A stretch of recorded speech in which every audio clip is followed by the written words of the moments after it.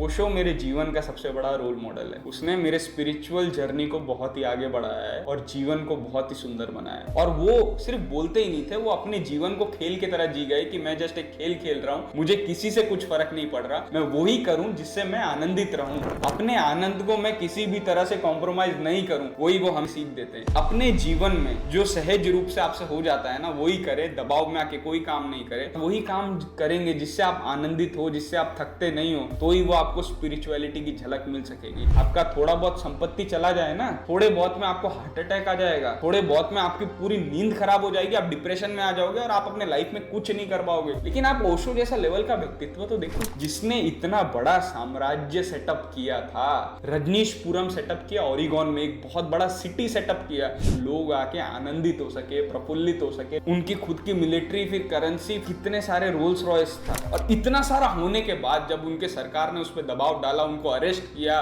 उधर ब्लास्ट करवाया, उधर के सारे सिटी को डिस्ट्रॉय किया, तो भी आप उनके मुंह पे स्माइल तो देखो कि स्माइल से वो हंसते हंसते सब कुछ छोड़ के जा रहे हैं कि उनको घंटा कुछ फर्क नहीं पड़ता। जीवन को ऐसे जी जाना जैसे जीवन एक खेल हो और आप इस खेल के खिलाड़ी और एक पात्र हो जो इस खेल को पूरी समग्रता से खेल रहे हो। आप अपने जीवन को एक खेल की तरह देख के जिएंगे ना, तो आपको सुख और दुख से कोई फर्क नहीं पड़ेगा, क्योंकि आप उससे कंप्लीटली डिटैच हो। नमस्कार आप सबके भीतर बैठे परमात्मा को मेरा प्रणाम, मेरा वंदन। आप सबके साथ मैं कुछ इंसिडेंट शेयर करना चाहता हूं जो आपके स्पिरिचुअल एक्सपीरियंस को या फिर आपके स्पिरिचुअल जीवन में कुछ ना कुछ गति दे पाएगा। स्टार्ट तो मैं ओशो से करूंगा।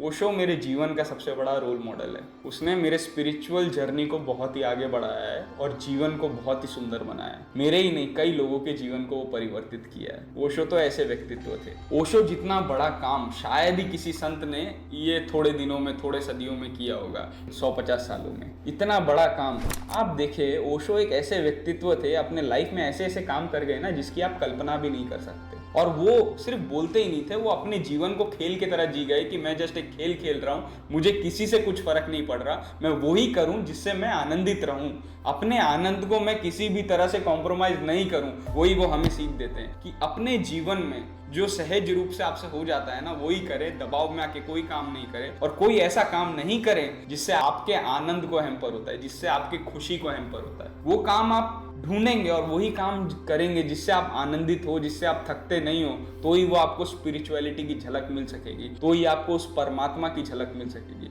ये सीख थी ओशो की, और वो हकीकत में जीवन को ऐसे जी के गए थे। उनके बात में जो स्ट्रेंथ थी, जो पावर थी लोगों को कन्वर्ट करने की कि आप आनंद के तरफ जाओ, आप इस दुख को मत चुनो, वो जबरदस्त था और काफी लोगों को कन्वर्ट किया। उनके जीवन का एक इंसिडेंट आप सबके साथ शेयर करता हूँ। आप यूट्यूब पे सर्च करना ओशो अरेस्ट वीडियो, आप देख के एकदम चौंक जाओगे, कोई इस तरह का आदमी कैसा हो सकता है। आपका थोड़ा बहुत संपत्ति चला जाए ना, तो थोड़े बहुत में आपको हार्ट अटैक आ जाएगा, थोड़े बहुत में आपकी पूरी नींद खराब हो जाएगी, आप डिप्रेशन में आ जाओगे और आप अपने लाइफ में कुछ नहीं कर पाओगे, इस स्टेट में हो आप। लेकिन आप ओशो जैसा लेवल का व्यक्तित्व तो देखो, जिसने इतना बड़ा साम्राज्य सेटअप किया था, एक ऐसा प्लेस सेटअप किया था जहाँ लोग आके आनंदित हो सके, प्रफुल्लित हो सके, लोग आके अपने टर्म्स पे जी सके, ऐसा कुछ वो सेटअप करना चाहते थे। और जब वो इंडिया से बाहर गए, उन्होंने सेटअप करके दिखाया।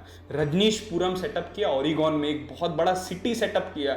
हम तो सोचते हैं कि थोड़ा सा जगह लेके कुछ सेटअप कर दें, उन्होंने एक सिटी जितना बड़ा सेटअप कर दिया। तब के टाइम में सोशल मीडिया और कुछ नहीं था, तब प्राइवेट जेट, प्राइवेट हेलीकॉप्टर, हर दिन जब उनके इंटरव्यू होते थे तो कितने हेलीकॉप्टर सिर्फ वहां पे लैंड होते थे उनका इंटरव्यू लेने के लिए। उनकी खुद की मिलिट्री, फिर करेंसी, फिर लोगों का व्यवस्था करना, और उनकी खुद की सिटी, मतलब क्या लेविशनेस की उधर कोई कमी नहीं थी, और लोग इतने आनंदित जी रहे थे, पैसे को भी उधर लोग एंजॉय कर रहे थे। उनके पास कितने सारे रोल्स रॉयस था। एक तरफ तो आप देख सकते हो कि इतना सब कुछ होने के बाद हर दिन वो अलग रोल्स रॉयस पे जा सकते थे। रोल्स रॉयस का मालिक चकित हो गया कि साला ऐसा कौन है जो इतने सारे रोल्स रॉयस लेके बैठे। सबसे प्रीमियम कार होती थी रोल्स रॉयस, और आज भी सबसे प्रीमियम कार है। वो इतनी सारी लेके बैठना कोई आसान काम है, और इतनी सारा सब कुछ किसी के पास आ जाए तो वो तो उसके मुंह से बंध जाए।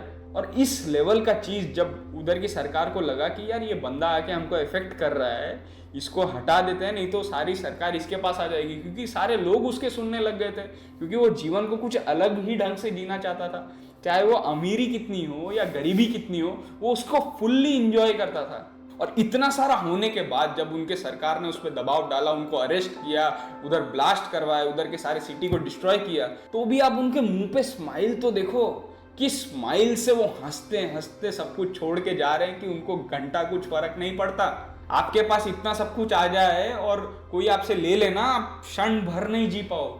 और वो सिद्ध कर दिया कि वो जीवन को एक खेल के तरह देख रहे हैं, खेल के तरह जी रहे हैं, सब कुछ छोड़ दिया तुरंत।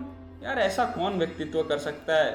आप सोचो तो कोई विरला ही, कोई एनलाइटेंड पर्सन ही इस लेवल के काम कर सकता है। आप उनके मुंह पे वो वीडियो देख के स्माइल देखोगे ना, ओशो अरेस्ट वीडियो, आपको मन में इतना आनंद होगा कि आपका आनंद इस संपत्ति, इस साम्राज्य और इन लोगों से नहीं जुड़ा। आपका आनंद आपके भीतर है। जैसा कि कबीर एनी टाइम बोलते हैं, यह घट भीतर अनहद गर्जे, या ही में गुरु हमारा।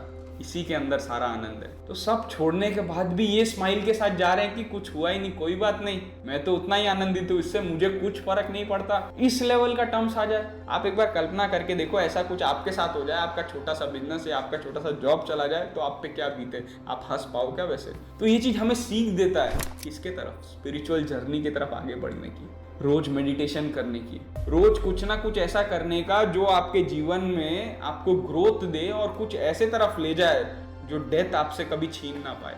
हमेशा वो यही बोलते थे कि कुछ जीवन में ऐसा ले लो जो डेथ आपसे छीन ना पाए। आपका शरीर, आपका संपत्ति, आपका धन, आपका दौलत, आपका लैंड, आपका जमीन, सब डेथ छीन लेगा, लेकिन कुछ ऐसा स्पिरिचुअल एक्सपीरियंस ले लो जो डेथ आपसे छीन ना पाए। आप अपने माइंड को, आप अपने मन को इतना काम बना लो, इतना पीसफुल बना दो, आप खुद को जान लो कि आप कौन हो भीतर। ये लेवल का सीख देके गए और इस तरफ तो थोड़ा आगे बढ़े। जीवन में पूरे दिन में थोड़ा टाइम तो ऐसा निकाले कि मैं उस तरफ समर्पित हो जाऊं। थोड़ा मेडिटेशन तो अपने जीवन में निकाल के करें। आपके जीवन को बहुत ही आनंदित और बहुत ही प्रफुल्लित बना देगा। और हमारे जीवन में आप देखें, दोनों सिचुएशंस आती है, सुख की भी बहुत सिचुएशंस आती है और दुख की भी आती है सिचुएशंस। और हमेशा एक बात याद रखना कि सुख की सिचुएशन जैसे ही आए ना, उधर बैठ के देखना कि अब दुख तो आने ही वाला है, क्योंकि सुख आया है पीछे दुख आएगा, और दुख आया है पीछे सुख आएगा। ऐसा बोलते हैं ना, ये समय भी बीत जाएगा, ये समय भी अब नहीं रहने वाला। तो वो चेंज होते रहता है। लेकिन अगर आप लाइफ को खेल के तरह देखोगे ना, तो सुख से भी आप उतने अटैच नहीं होगे और दुख से भी उतने अटैच नहीं होगे। दुख आ रहा है और सुख आ रहा है, आपको उससे कुछ फर्क नहीं पड़ रहा, क्योंकि आप इन दोनों से अलग हो। अपने जीवन को खेल बना दो और उसको आनंद से जियो। आप थिएटर में मूवी देख रहे हो, सामने वाला मर रहा है, सामने वाला रो रहा है, आप उसको कैसे देख रहे हो?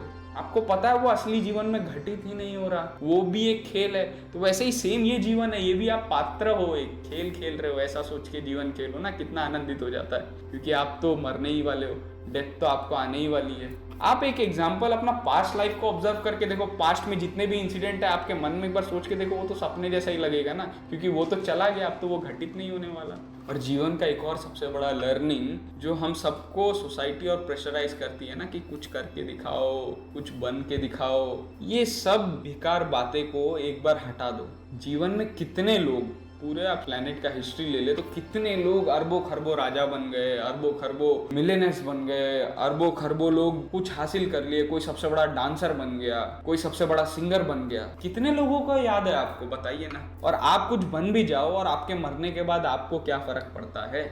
तो ऐसा क्यों नहीं जीवन जिए कि जहां पूरा आनंद आपके साथ हो और जीवन को पूरी तरह से जी के जाए? फिर आपको क्यों नाम छोड़ने के पीछे, क्यों इकट्ठा करने के पीछे, या फिर क्यों किसी को बताने के पीछे अपना जीवन लगा देना है? क्योंकि कई लोग क्या है ना, अपने आसपास के लोगों को बताने के पीछे कुछ हासिल करते हैं, लेकिन अंदर से उतने ही संकीर्ण रहते हैं, क्योंकि उनको सिर्फ बताना है। लोग जीते नहीं है उधर। और लोग जीने पे ध्यान देना और अपने आनंद पे ध्यान देना, तो असली जीवन घटित होता है। ये पूरी सीख है वो स्पिरिचुअल जर्नी की, कि आप अपने जीवन पे ध्यान दे, आप अपने पे ध्यान दे। जो आपको अच्छा लगता है, जो आपको सहज लगता है, जो आपको आनंद देता है, जो आपको ब्लिसफुल बनाता है, जो आपको लविंग बनाता है, जो आपको काम बनाता है, जो आपको शांत बनाता है, ऐसा कुछ करके जिससे आपको अंदर सुकून मिल जाता है और अंदर उतने ही शांति के साथ बैठ सकते हो कि कोई भी आए उसको भी उतने प्रेम से देख सकते हो। उसको देख सकते हो कि तेरे भीतर परमात्मा को मेरा प्रणाम, आपके भीतर बैठे परमात्मा को मेरा प्रणाम। और आपको इतना लविंग बनाए और एक्सुबरेंट बनाए कि आप अंदर से, आपके अंदर सिर्फ एक्सटेसी हो, सिर्फ हैप्पीनेस हो। वैसा काम करे ना कि आपको आनंद दे, वैसे जीवन का पूरा मजा ले। ऐसा सोचे कि मैं तो उस तरफ ही जाऊंगा जहां मेरे जीवन में आनंद हो और उससे कॉम्प्रोमाइज नहीं करूंगा, और जीवन को खेल की तरह खेलते जाऊंगा, कोई भी क्षण आए। इससे मुझे कुछ फर्क नहीं पड़ता। तो ये कॉन्सेप्ट आप जीवन में अप्लाई करके देखिए, क्योंकि कोई भी इंसान ऐसा कुछ कर गया है ना, तो आप भी ये चीज कर सकते हो। बुद्ध का रास्ता अलग था, महावीर का रास्ता अलग था, कबीर का रास्ता अलग था, नानक का रास्ता अलग था। सब अपने अपने रास्ते में एस्टेब्लिश किए वो चीज। अगर कोई एक इंसान पहले कर सकता है तो आप भी क्यों नहीं कर सकते? आपके अंदर भी वही बीज है जो उसके अंदर बीज है, और वो बीज फूट के इतना बड़ा वृक्ष बन सकता है, तो आप क्यों नहीं बन सकते? बस वो टेम्परेचर, वो न्यूट्रिशन उसको देना पड़ेगा आपको। और लाइफ में वो माइंड में क्लियर करना है कि कुछ गति हमको उस तरफ भी करनी है, थोड़ा जीवन का समय हमको उस तरफ भी देना है जो हमारे जीवन में कुछ रास्ता लाए। इसी के साथ साथ मैं ये वीडियो एंड करता हूँ। यही एक होप के साथ आप सबके साथ एक ही बात बताना चाहूँगा कि जीवन में कुछ ना कुछ, अपने जीवन में ऐसे स्पिरिचुअल एक्टिविटी लाएं, जीवन में कुछ ना कुछ ऐसे मेडिटेटिवनेस लाएं जो आपके जीवन को परिवर्तित कर सके और जीवन को आपके आनंदित बना सके। आप सबके भीतर बैठे परमात्मा को मेरा प्रणाम, मेरा वंदन।